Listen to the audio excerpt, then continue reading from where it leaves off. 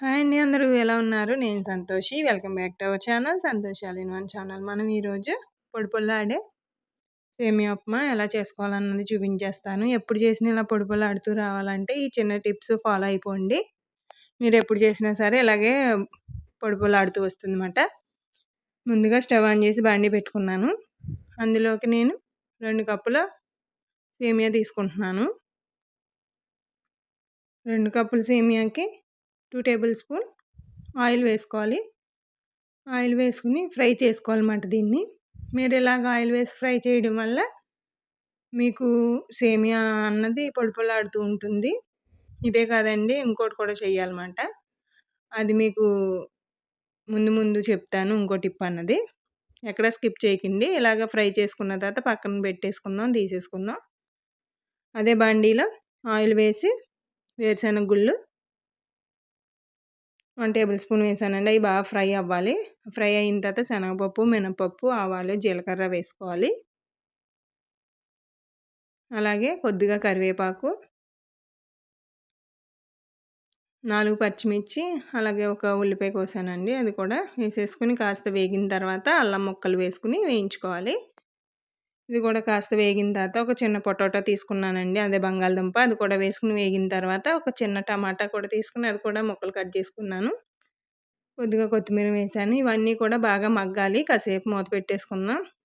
చూసారా కాస్త మగ్గింది కదా!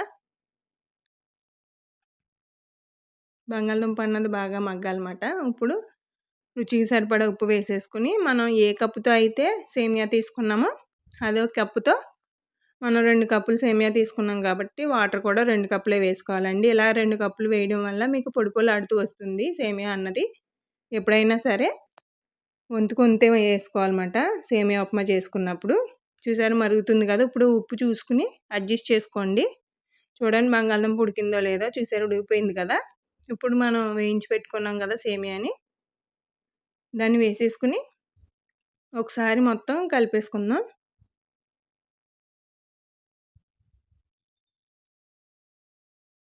చూడండి మొత్తం ఒకసారి బాగా కలిపేసుకుని కాసేపు మూత పెట్టేసుకున్నామంటే మగ్గిపోతుందన్నమాట.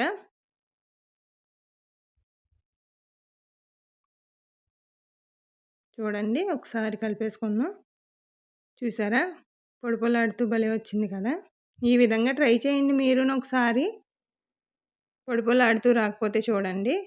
సేమియా ఎప్పుడైనా సరే వంతుకు వంతు వాటర్ వేసుకోవాలి.